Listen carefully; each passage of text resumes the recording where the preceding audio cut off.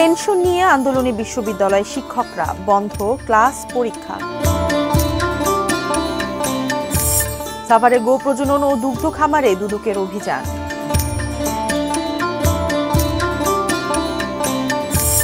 বাড়ছে নদ নদীর পানি, সিলেট সুনামগঞ্জে ফের বন্যার শঙ্কা। Sponsored by Abiba Finance Limited.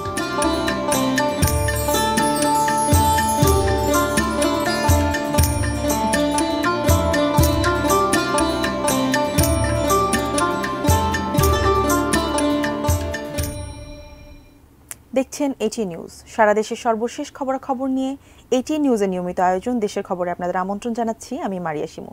শুনছিলেন সংবাদ শিরোনাম, এবারে বিস্তারিত। সর্বজনীন পেনশনের প্রত্যয় স্কিম বাতিলের দাবিতে আজ ১ জুলাই থেকে একযোগে অনির্দিষ্টকালের জন্য সর্বাত্মক কর্মবিরতিতে দেশের সব পাবলিক বিশ্ববিদ্যালয়। দাবি আদায় না হওয়া পর্যন্ত আন্দোলন চালিয়ে যাওয়ার ঘোষণা শিক্ষকদের। আর অচলাবস্থা তৈরির কারণে সেশন জটে পড়ার শঙ্কা শিক্ষার্থীদের। ক্লাস পরীক্ষা বন্ধ সহ অনির্দিষ্টকালের কর্মবিরতিতে দেশের সব পাবলিক বিশ্ববিদ্যালয়ের শিক্ষকরা। এ খবর জানলেও কেন্দ্রীয় লাইব্রেরি বন্ধের কথা জানতেন না ঢাকা বিশ্ববিদ্যালয়ের অনেক শিক্ষার্থী। সকালে লাইব্রেরি না খোলায় ক্ষিপ্ত হয়ে এক পর্যায়ে তালা ভাঙার চেষ্টাও করেন তারা।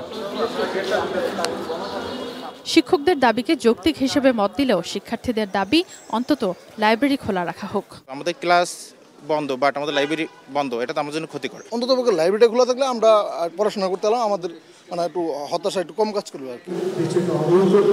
দাবি বাস্তবায়ন না হওয়া পর্যন্ত আন্দোলন থেকে সরে না আসার ঘোষণা বিশ্ববিদ্যালয় শিক্ষক সমিতির। বিশ্ববিদ্যালয় স্বায়ত্তশাসনের পরিপন্থী এমন একটি বৈষম্যমূলক ব্যবস্থাকে ঢাকা বিশ্ববিদ্যালয় শিক্ষক সমাজ মেনে নিতে পারে না, মেনে নিবে না। দুপুরে কলাভবনে জমায়েত হয়ে শিক্ষকরা জানান, সর্বজনীন পেনশন বা সরকারের বিরুদ্ধে তাদের অবস্থান নয়, বরং এই অবস্থান শুধুই প্রত্যয় স্কিমের বিরুদ্ধে। আমাদের শিক্ষকদের দাবি অবিলম্বে পে স্কেল দেওয়া হোক, উচ্চতর মর্যাদা দেওয়া হোক। অবিলম্বে সরকার উচ্চশিক্ষাকে ধ্বংস করার জন্য যে নীল নকশা যারা করছেন তাদের হাত থেকে আমাদের শিক্ষক সমাজকে রক্ষা করবেন। পাবলিক বিশ্ববিদ্যালয়ের কর্মকর্তা কর্মচারীরাও আছেন কর্মবিরতিতে। অনুজ যারা আসবে তারাও যেন ক্ষতিগ্রস্ত না হয়, আমরা সেই দাবিটা সামনে রেখেই হচ্ছে আমাদের এই মুভমেন্টটা। আমরা যারা শিক্ষা প্রতিষ্ঠানে চাকরি করি, আমরা সীমিত আয় দিয়েই আমরা আমাদের সংসার পরিচালনা করি, সেক্ষেত্রে আমাদেরকে কেন বঞ্চিত করা হলো? দেশের সব পাবলিক বিশ্ববিদ্যালয়ে কর্মবিরতি শুরু হওয়ায় শঙ্কিত শিক্ষার্থীরা। এতে কিন্তু আমাদের যে শিক্ষাক্রম যে সেশন জটটা ক্রমান্বয়ে কিন্তু আরো বাড়তে থাকবে, সেশন জট কিন্তু কমবে না। হলে আসার পরে শুনছে যে ক্লাস হচ্ছে না, পরীক্ষা হচ্ছে না, অথচ বাসায় যেতে পারছে না। এটাই অনেক অসুবিধা হচ্ছে। ওনাদের দাবি দাবা যদি গভর্নমেন্ট মেনে নেয় বা গভর্নমেন্ট যদি ওনাদের সাথে নেগোসিয়েশনে আসে, তাইলেই আশা করি আর কি বেটার হবে আর কি। Sadia Afroz, ATN news, Dhaka. আলোচিত সাদিক এগ্রোকে অনৈতিক সুবিধা দেওয়ার অভিযোগে সাভারে কেন্দ্রীয় গো প্রজনন ও দুগ্ধ খামারে অভিযান চালিয়েছে দুদক। সংস্থাটির সহকারী পরিচালক আবুল কালাম আজাদের নেতৃত্বে ৯ সদস্যের একটি প্রতিনিধি দল অভিযান পরিচালনা করে।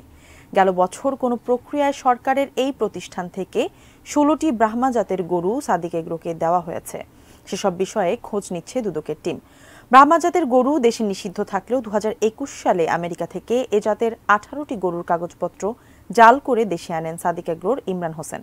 সেই সময় কাস্টমস তা জব্দ করে পাঠায় গো প্রজনন কেন্দ্রে।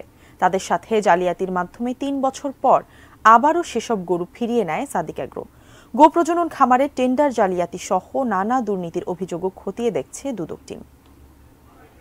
ইউএসএ থেকে আমদানিকৃত, অবৈধভাবে আমদানিকৃত 18টি গরু ব্রাহ্মা প্রজাতির, এগুলো গরু যে এখানে হস্তান্তরের পর থেকে ওনারা নিলামের মাধ্যমে বিক্রয় পর্যন্ত যেগুলো ডকুমেন্টস তৈরি করছে বা ছিল ওনাদের কাছে, সেগুলো আমরা ফটোকপি নিলাম। উজানের ঢল ও ভারী বৃষ্টিতে উত্তর পূর্বে ফের বাড়ছে নদ নদীর পানি। সুরমা ও কুশিয়ারার পানি বইছে বিপদসীমার উপরে। আগামী কয়েকদিনেও ভারী বৃষ্টির পূর্বাভাস রয়েছে। এতে ফের বন্যার পদধ্বনি সিলেট ও সুনামগঞ্জে। প্রতিনিধিদের পাঠানো তথ্য ছবিতে ডেস্ক রিপোর্ট। সিলেটের অনেক এলাকা এখনো প্লাবিত। বর্ষার মুখেই পরপর দুবার বন্যার ভোগান্তি শুয়েছেন বৃহত্তর সিলেটের মানুষ। সেই ক্ষত যেতে না যেতেই আবারও শুরু হয়েছে ভারী বৃষ্টি। বৃষ্টি আর উজানের ঢলে বিপদসীমা অতিক্রম করেছে সুরমা ও কুশিয়ারা নদীর পানি। বন্যা আতঙ্কে মানুষজন। ভারতের চেরাপুঞ্জিতে বৃষ্টি অব্যাহত থাকায় সুনামগঞ্জের হাওর ও নিচু এলাকায় ঢুকতে শুরু করেছে পানি। পর্যটন এলাকা তাহিরপুর সুনামগঞ্জ সড়ক আবার তলিয়ে সরাসরি যান চলাচল বন্ধ হয়ে গেছে। যাত্রী ও এলাকাবাসীর চলাচলে ব্যবহার করতে হচ্ছে ফেরি নৌকা। বন্যার শঙ্কায় নিম্নাঞ্চলের বাসিন্দারা। গতকাল থেকে পানি বৃদ্ধি শুরু হয়েছে সুনামগঞ্জের সুরমা নদীতে। এখন এইভাবে বাড়তে থাকলে আমরা নানান দুর্ভোগের শিকার হই এবং ক্ষতিগ্রস্ত হই। আমরা আতঙ্কত আছি, পানি হওয়ার সম্ভাবনা আছে এরকম সবেরই আবহাওয়া লাগে, সব জায়গা থেকেই আমরা খবর পাইলাম। কবে আবার ঘরে ইয়া পানি ঢুকবে, আবার এই দুর্গতা আবার এত সাংঘাতিক অবস্থা। ফের বন্যার আশঙ্কার কথা জানিয়েছে পানি উন্নয়ন বোর্ড, দিয়েছে বাসিন্দাদের সতর্ক থাকার পরামর্শ। আগামী 48 ঘন্টায় সুনামগঞ্জের বন্যা পরিস্থিতি অবনতি হতে পারে এবং নিম্ন অঞ্চল প্লাবিত হবে। পাশাপাশি যেসব এলাকায় বাড়িঘর নিম্ন অঞ্চলে বা বাড়িঘর আছে তাদের একটু সতর্ক থাকতে বলবো। জিনিয়া ইসলাম, টেস্ট রিপোর্ট, এটিএন নিউজ। বন্যার পদধ্বনি উত্তরের জনপদেও। টানা বৃষ্টি ও উজান থেকে নেমে আসা ঢলে কুড়িগ্রামে ব্রহ্মপুত্র, ধরলা, দুধকুমার ও তিস্তার পানি বাড়ছে। ধরলা নদীর পাঁচগাছি এলাকা থেকে পরিস্থিতি জানিয়েছেন প্রতিনিধি ইউসুফ আলমগীর। কুড়িগ্রামে আবারও বাড়ছে নদ নদীর পানি। জেলার উপর দিয়ে প্রবাহিত ধরলা, ব্রহ্মপুত্র, তিস্তা, দুধকুমার সহ 16 নদ নদীর পানি বৃদ্ধি অব্যাহত আছে। তিস্তার পানি এই মুহূর্তে বিপদসীমার 7 সেন্টিমিটার উপর দিয়ে প্রবাহিত হচ্ছে এবং নতুন নতুন এলাকা প্লাবিত হচ্ছে তিস্তার অববাহিকায়। সেই সাথে ধরলা এবং ব্রহ্মপুত্রের পানি বৃদ্ধি অব্যাহত থাকায় নিম্নাঞ্চল এবং নিম্নাঞ্চলের গ্রামগুলোতে কিন্তু পানি ঢুকতে শুরু করেছে। এরকমভাবে বাড়তে থাকলে এই বন্যাটি এই কয়েকদিনের আগের বন্যাকেও ছাড়িয়ে একটি দীর্ঘস্থায়ী একটি বন্যার রূপ নেওয়ার আশঙ্কা করছেন পানি উন্নয়ন বোর্ড এবং স্থানীয় মানুষজন বলছেন এই বন্যা দীর্ঘস্থায়ী হলে আরও দুর্ভোগে পড়বে মানুষজন এবং এই বিশেষ করে চরাঞ্চল এবং চর সংলগ্ন নদী পাড়ের যেসব কৃষি জমি আছে সেই সব জমির ফসল যেভাবে নষ্ট হয়েছে এবং আবারও এই বন্যার পানি ঢুকলে একেবারে যেটুকু আছে সবটুকুই নষ্ট হওয়ার আশঙ্কা করছেন এই বন্যা কবলিত নদী পাড়ের মানুষজন। এই ছিল এই কুড়িগ্রামের বন্যা পরিস্থিতি সর্বশেষ। খুলনার উপকূলীয় কয়েকটি উপজেলায় প্রায় সারা বছরই খাবার পানির তীব্র সংকট। কখনো বৃষ্টির পানি, আবার কখনো সরাসরি পুকুরের পানি খেয়ে জীবন ধারণ করতে হয় সেখানকার বাসিন্দাদের। বাণীসান্তা থেকে বিস্তারিত জানিয়েছেন প্রতিনিধি পলাশ চন্দ্র ঢালী। সুপ্রিয় পানির অপর নাম জীবন, এটা হলেই কিন্তু সব থেকে ভালো হতো। খুলনা জেলার একেবারে দক্ষিণ প্রান্তে আমি যেখানে রয়েছি, এটি দাকুপ উপজেলার শেষ প্রান্তে, সুন্দরবন একেবারে পাশ ঘেয়ে চলে গেছে এমন একটি জায়গায় আমি রয়েছি। আপনি দেখতে পাচ্ছেন যে আমার পিছনে কিন্তু বেশ কিছু মহিলা, তারা কিন্তু যে সুপ্রিয় পানি সংগ্রহ করছে একেবারে পুকুর থেকে এবং এই পুকুরের পানিটা কিন্তু খেয়েই তারা জীবন ধারণ করে। তাদের এই জীবনটা কিন্তু এতটাই কষ্টের।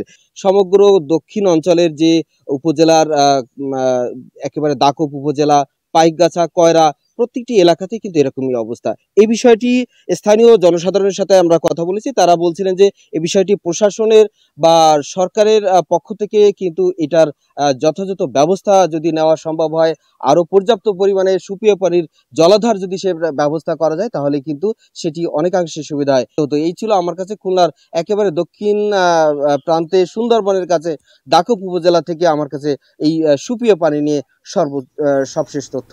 নড়াইলের কলোরা ইউনিয়নের রামনগর চর এলাকায় বজ্রপাতে 3 জনের মৃত্যু হয়েছে। স্থানীয়রা জানান 25 দিন আগে শুকর চড়াতে বের হয়েছিলেন যশোরের রতন রায়, খুলনার মিল্টন রায়, সাতক্ষীরার নন্দঢালি এবং স্থানীয় চিত্তমালো। বিভিন্ন এলাকা ঘুরে 3 দিন আগে তারা নড়াইল সদরের রামনগর চর বিলে যান। রোববার মধ্যরাতে বৃষ্টির সময় বজ্রপাতে চিত্তমালো ছাড়া বাকি 3 জনের মৃত্যু হয়। আজ দুপুরে স্থানীয়রা 3 জনের মৃতদেহ দেখতে পান। আহত চিত্তমালোকে উদ্ধার করে নড়াইল জেলা হাসপাতালে ভর্তি করা হয়েছে।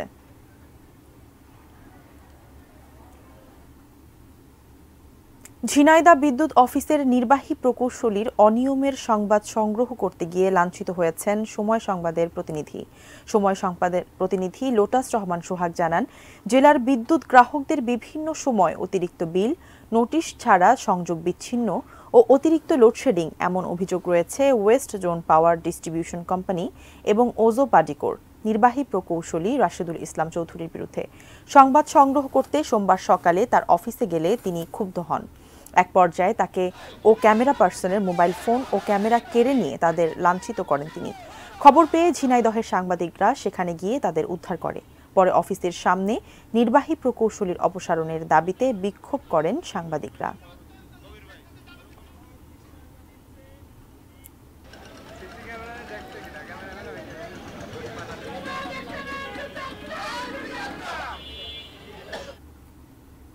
মাত্রই শেষ হলো টি-20 ক্রিকেট বিশ্বকাপের জমজমাট আসর। সেই আসরে বাংলাদেশ ক্রিকেটাররা হতাশ করলেও ঠাকুরগাঁওয়ের এক ক্রিকেট প্রেমী সফলতা দেখিয়ে চলেছেন আন্তর্জাতিক মানের ক্রিকেট ব্যাট তৈরি এবং সারা দেশে তা সরবরাহ করে। ঠাকুরগাঁও প্রতিনিধি MS আমা জানাচ্ছেন বিস্তারিত।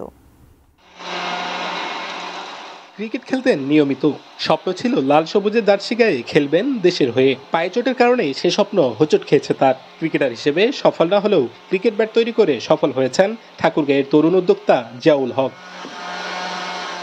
ঠাকুরগাঁও পৌর শহরের হাজিপাড়ার বাসিন্দা জিয়াউল হক বেসরকারি বিশ্ববিদ্যালয় থেকে ইলেকট্রিক্যাল অ্যান্ড ইলেকট্রনিক ইঞ্জিনিয়ারিংয়ে স্নাতক করে ঢাকা বিশ্ববিদ্যালয়ে স্নাতকোত্তর পড়ছেন। 2012 সালে ভারতে ক্রিকেট প্রশিক্ষণ নিতে গিয়ে মিরাট শহরে দেখে আসেন ক্রিকেট পণ্য তৈরির কারখানা। ক্রিকেটের প্রতি ভালোবাসা, সেই সাথে সুলভে নবীন ক্রিকেটারদের হাতে ব্যাট তুলে দেওয়ার স্বপ্ন নিয়ে সদর উপজেলার পল্লী বিদ্যুৎ গ্রামে নিজের ডাকনামে গড়ে তোলেন ব্যাট তৈরির কারখানা। চেষ্টা করছি আন্তর্জাতিক মানের পণ্য তৈরি করার, এবং আমাদের মোটামুটি বাংলাদেশের শুরু ডিস্ট্রিক্ট পঞ্চগড় থেকে কক্সবাজার পর্যন্ত অলমোস্ট সমস্ত ডিস্ট্রিক্টগুলোতেই পৌঁছানোর, এবং মোটামুটি আমরা প্রতি মাসে 500 থেকে 1000 বা এর মধ্যে আরও বেশি উন্নীত করার চেষ্টা করছি। দেশের প্রত্যন্ত এক গ্রামীণ জনপদে তৈরি হচ্ছে আন্তর্জাতিক মানের উইলো ও অটোগ্রাফ ব্যাট। কাঠ আসে মিরাট ও কাশ্মীর থেকে। শুরুর দিকে ভারত থেকে কারিগর আসলেও এখন স্থানীয়রাই তৈরি করছেন উন্নত মানের ক্রিকেট ব্যাট। তাতে যেমন দক্ষ হচ্ছেন তারা, কর্মসংস্থান হয়েছে দেশীয় শ্রমিকদের।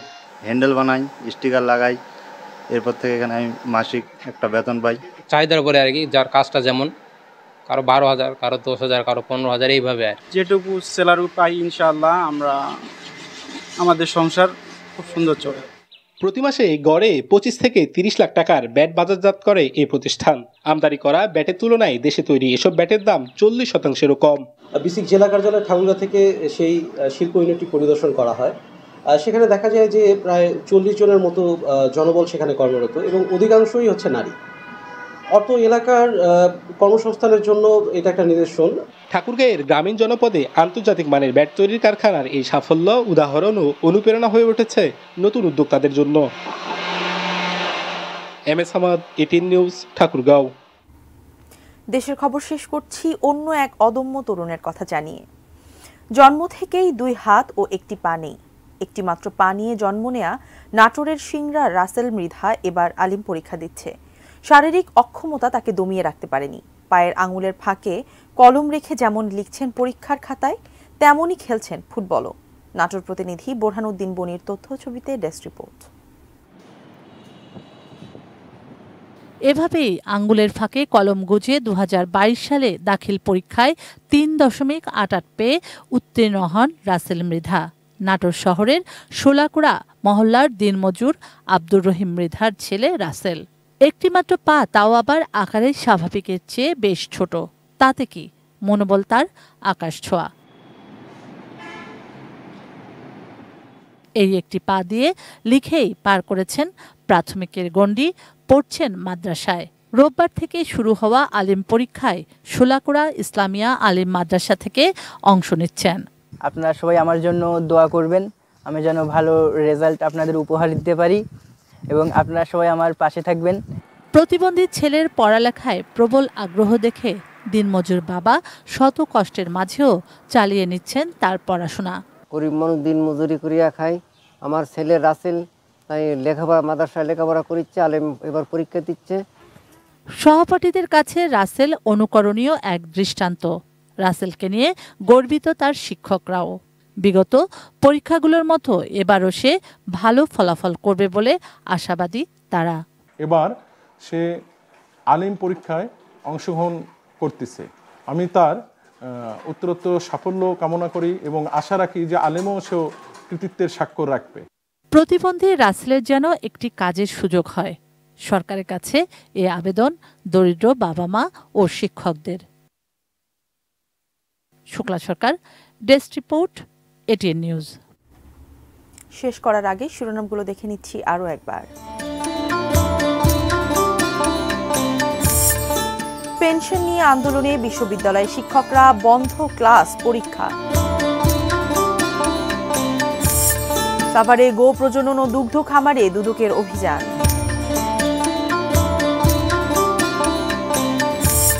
বাড়ছে নদ নদীর পানি, সিলেট সুনামগঞ্জে ফের বন্যার শঙ্কা। বজ্রপাতে নড়াইলের রামনগর চরে ৩ জনের মৃত্যু।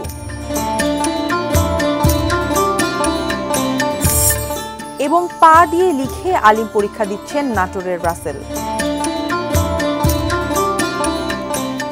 Sponsored by Abiba Finance Limited. দেশের খবর আজ পর্যন্তই। এটিএন নিউজের সব খবর জানতে ভিজিট করুন www.atnnewstv.com। এছাড়া চোখ রাখুন এটিএন নিউজের ইউটিউব ও ফেসবুক পেজে। কাল আবারও দেখা হবে একই সময়। শেষ পর্যন্ত সঙ্গে থাকুন, দেখতে থাকুন